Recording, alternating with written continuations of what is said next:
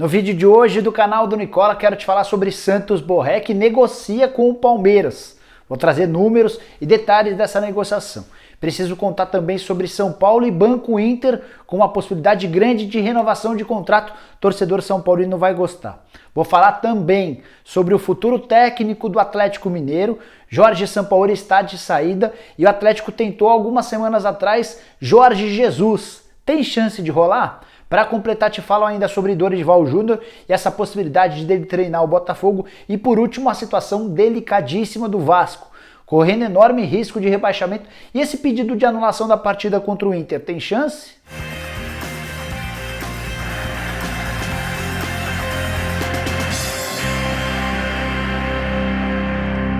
Fala aí pessoal, sou o Jorge Nicola, bem-vindos a mais um vídeo do canal, bem legal ter vocês por aqui. Antes de passar as informações, só pedir para se inscreverem no canal apertando esse botãozinho vermelho de inscreva-se.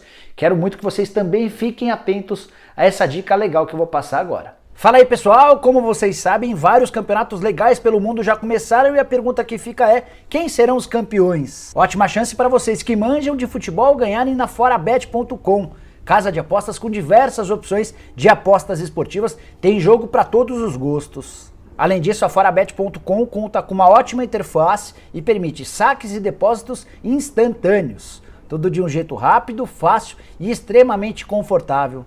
Escolhi uma aposta, por exemplo, total superior a 2,5. Em seguida, coloco o valor que desejo apostar e tudo o que eu tenho que fazer é verificar o resultado após a partida. Deu certo, minha aposta ganhou, então de R$250 eu ganhei quase 400. Venha você também conhecer a forabet.com, basta pegar o link que está na descrição desse vídeo e com ele você ainda ganha um bônus de 200% do valor do seu primeiro depósito. Boa sorte a todos com a forabet.com.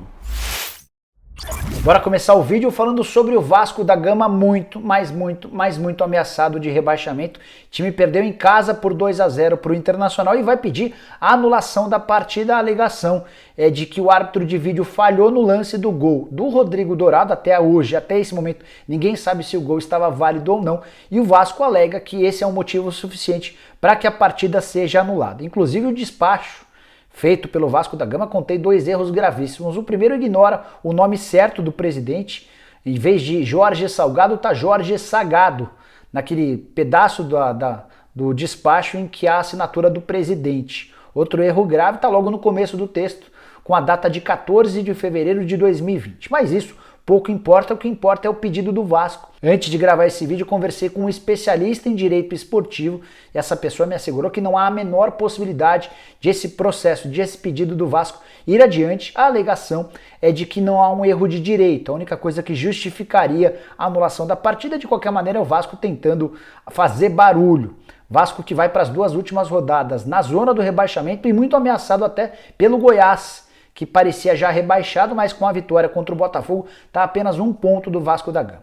Classificação de momento é a seguinte: Bahia, Vasco e Goiás vão brigar para não estar nas duas vagas que ainda restam dos rebaixados. O Bahia é o único time fora da zona dessa turma, 38 pontos conquistados. O Vasco aparece com 37 na 17ª colocação e o Goiás aparece em seguida com 36 pontos. Vasco e Goiás se enfrentam na última rodada com o Vasco como mandante. Antes o Vasco visita o Corinthians, vai precisar fazer pontos nessa reta final para não ser rebaixado. E se o Vasco cair, a chance de o Vasco entrar em grave crise financeira, ainda pior do que a atual, é gigante. Bora falar agora sobre Dorival Júnior e a possibilidade de o ex-treinador do Atlético Paranaense assumir o Botafogo. Informação que foi divulgada ao longo do dia desse domingo no Rio de Janeiro. Conversei com o Dorival Júnior durante uma live que fiz na noite desse domingo no canal. Perguntei ao Dorival se ele tem a possibilidade de ir para o Botafogo, se já existem conversas, e a frase do Dorival foi a seguinte: não tem nada, nem fui procurado. De acordo com a informação que veio do Rio de Janeiro, é de que o Dorival seria o nome perfeito do Botafogo, um técnico experiente, que gosta de trabalhar com categorias de base e que já tem inclusive experiência na Série B, conseguiu acesso com o Vasco da Gama. O Dorival não trabalha desde agosto do ano passado, quando foi mandado embora pelo Atlético Paranaense. Nesse período, recusou vários convites de times da primeira divisão. Ficaria eu, no caso, bastante surpreso se o Dorival acabasse aceitando essa proposta do Botafogo, não só pelo fato de o Botafogo estar na Série B, mas por conta de todas as circunstâncias do clube, afundado em dívidas superiores a R$1 bilhão. Tem também a questão do elenco, está se desfazendo dos seus principais jogadores. O Botafogo vive seu pior momento na história. E eu não vou ficar nem um pouco surpreso se o Botafogo, nesse primeiro ano de Série B, não conseguir voltar à primeira divisão, até porque a cota de TV de cerca de 70, 80 milhões que o Botafogo tem na primeira divisão não será paga na segundona. O Botafogo vai ter de se virar com 6 a 8 milhões de reais de cota durante a Série B.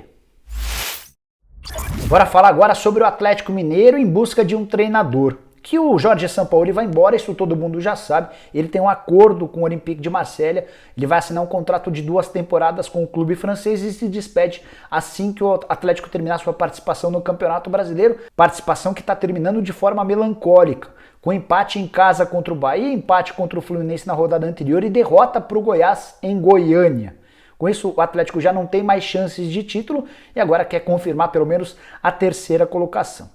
Diante da saída do Sampaoli, a pergunta é quem será o próximo técnico do Galo, e eu quero dividir uma informação exclusiva com vocês. Em dezembro, ou seja, 1 mês e meio atrás, o Atlético foi buscar informações com Jorge Jesus, técnico português que fez enorme sucesso com o Flamengo e que hoje trabalha no Benfica. Aí você pode estar se perguntando, mas por que o Atlético pensaria na contratação do Jorge Jesus em dezembro se tinha o Sampaoli?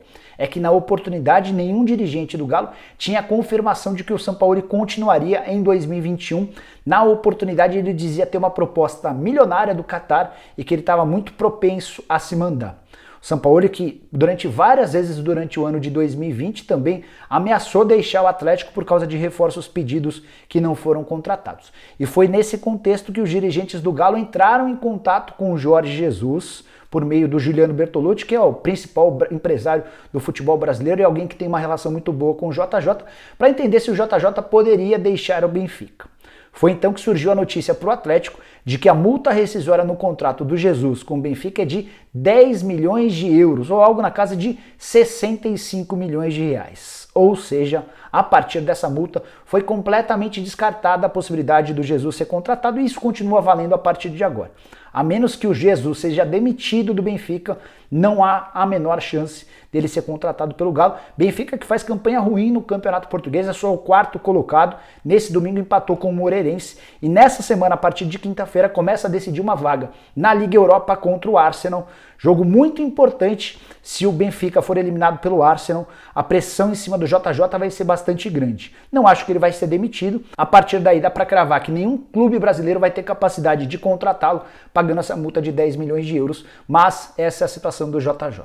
Só para fechar, todo mundo falando que Renato Gaúcho e Cuca são as prioridades dos dirigentes do Atlético, de fato, entre os brasileiros, são aqueles que mais gozam de prestígio, com o Rubens Menin, com o Rafael Menin, com o Ricardo Guimarães, com o presidente Sérgio Coelho, mas eu não descartaria a possibilidade de o Atlético também conversar com treinadores estrangeiros. Estou apurando uma história que envolve o nome do Leonardo Jardim, ex-técnico no Mônaco, e assim que tiver mais detalhes, trago para vocês. Bora falar agora sobre o São Paulo, que venceu o Grêmio por 2-1 de virada no Rio Grande do Sul, primeira vitória da atual gestão do presidente Júlio Casares, de Carlos Belmonte, Muricy Ramalho.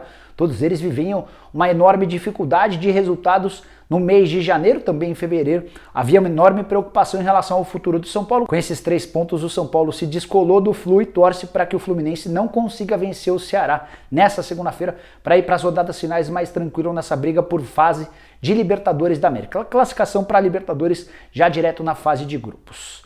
Queria contar sobre o São Paulo, uma informação importante e exclusiva. Vários de vocês têm me perguntado nos últimos dias sobre a possibilidade do patrocinador master do São Paulo. O contrato do Tricolor com o Banco Inter termina agora no dia 28 de fevereiro. E durante a live, aqui no canal do Nicola, também nesse domingo, me perguntaram sobre isso e eu repassei a pergunta para o presidente Júlio Casares. Casares disse que ainda não pode dar todos os detalhes, que somente a partir de quarta ou quinta-feira o martelo deve ser batido, mas tudo se encaminha para que São Paulo e o Banco Inter prorroguem esse contrato de patrocínio, possivelmente por mais uma temporada, ou seja, até o fim desse ano, até o mês de dezembro. O Júlio Casares, durante toda a sua campanha eleitoral, prometia que buscaria patrocinadores mais altos, com valores mais substanciais. Nesse momento, o Banco Inter paga R$1 milhão por mês pelo patrocínio somente no peito da camisa. Tempos atrás, ocupava o peito e as costas e pagava R$1,5 milhão por mês. abriu mão do patrocínio nas costas e por conta disso conseguiu um desconto de R$500 mil. A ideia do Júlio Casares, que já foi diretor de marketing do São Paulo, era faturar pelo menos R$1,5 milhão apenas com o patrocinador master.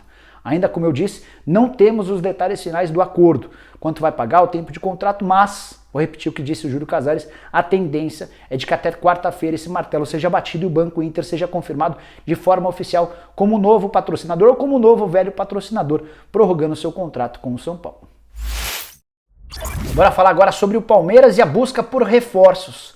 Quero começar falando sobre Diego Costa, que é um assunto que rende muita curiosidade do torcedor do Palmeiras. O Abel Ferreira, técnico alviverde, depois da vitória por 3-0 contra o Fortaleza, assegurou que não há negociação com o Diego Costa. E até dá para entender a justificativa ou a resposta do Abel. De fato, o Palmeiras consultou, recebeu a pedida de 4 milhões de euros do Diego Costa e a partir daí entendeu que não dá para fazer negócio. A menos que o Diego Costa baixe sua pedida, o Palmeiras não terá capacidade de contratar o centroavante que está livre no mercado desde que rescindiu seu contrato com o Atlético de Madrid. E se o Diego Costa é tratado como algo quase impossível dentro do Verdão, a negociação com o Santos Borré, atacante colombiano do River Plate, essa sim é bem mais plausível. Ele tem contrato com o River somente até metade do ano, ou seja, já pode assinar um pré-contrato. Posso assegurar que o Palmeiras já tem conversas com os representantes do atacante colombiano para tentar assinar nos próximos dias um pré-contrato. A primeira pedida do Borré foi completamente fora da curva. Ele queria algo na casa de 10 milhões de euros. O Palmeiras disse que não havia a menor possibilidade de pagar tudo isso somente pela assinatura do contrato. Seria um prêmio pela assinatura do contrato. 10 milhões de euros equivalem a 65 milhões de reais. Diante dessa pedida, diante da resposta do Palmeiras, o Borré voltou algum tempo depois com uma pedida bem mais realista. Ele quer 5 milhões de euros, que equivalem hoje a 32 milhões e meio de reais, pela aquisição dos seus direitos econômicos. Como ele está livre, ele quer que o Palmeiras compre os seus direitos econômicos. Então, se o Palmeiras se dispuser a pagar esses 32 milhões de reais, há acordo. O Borré ainda pede 2 milhões de euros livres de impostos de salário do Palmeiras. Esses 2 milhões de euros equivalem a mais ou menos 13 milhões de reais. Dividindo por 13, os 12 meses mais o 13º, seria o mesmo dizer que o Palmeiras pagaria ao Borré 1 milhão de reais por mês livres de impostos, caberia toda a tributação ao Verdão. É um salário, por exemplo, bem mais realista do que o Diego Costa, que quer 2 milhões e 100 mil reais, ou seja, ele quer mais do que o dobro do Borré, que é mais jovem e certamente vai ter mercado no futuro lá no exterior. O Borré, que inclusive deve ter propostas também de times de fora. Hoje, o grande concorrente do Palmeiras é o próprio River Plate, que está tentando a prorrogação do contrato do Borré. Como é que funciona essa história? O River Plate não quer perder os 50% dos direitos econômicos que tem do Borré. Se ele deixar o clube livre na metade do ano, o River deixa de ganhar qualquer centavo. O Atlético de Madrid, que é dono dos outros 50%, também está preocupado com a possibilidade de perder o Borré. Até por isso, o River e o Atlético de Madrid tentam convencer o Borré a aceitar um aumento salarial menor do que aquilo que ele pede, por exemplo, para o Palmeiras, para renovar o contrato com o River e no futuro próximo acabar sendo vendido para algum clube do exterior. O sonho de consumo do Borré é jogar no futebol alemão. Ele colocou na cabeça que precisa jogar na Bundesliga, daria prioridade a qualquer clube da Alemanha que surgisse interessado nele. Nesse momento não há nenhum clube alemão querendo contratação do Borré, jogador que ganha no River Plate 1 milhão de dólares por temporada. 1 milhão de dólares equivale a 5 milhões e 400 mil reais. O que ele pede para o Palmeiras é quase 3 vezes mais do que ele ganha hoje no River Plate. Isso porque no River ele ganha um salário bruto e no Palmeiras ele ganharia um salário líquido. Como é que vai terminar essa história? É muito cedo para dizer. O que eu posso te contar é que o Palmeiras negocia, promete investir alto na contratação desse jogador, porque entende que o Borré é um dos melhores atacantes de lado de campo na América do Sul. Acho absolutamente plausível esse raciocínio. O Borré é muito bom jogador, atacante que sabe ser artilheiro, sabe jogar pelo lado do campo, é decisivo, seria uma excelente aquisição para o Palmeiras. Bom, pessoal, eram essas as informações que eu queria dividir com vocês no vídeo de hoje do canal do Nicola. Espero que tenham curtido o vídeo e deixem like por aqui. Quem ainda não se inscreveu no canal do Nicola, aperta esse botãozinho vermelho de inscreva-se. Aproveita e ative o sininho para receber notificações toda vez que eu fizer vídeo novo ou live. Lembrando que de tarde volto com mais informações, com vídeos sempre bastante informativos. Tenho certeza que se você voltar também vai curtir. Combinado? A gente se vê de tarde. Tchau!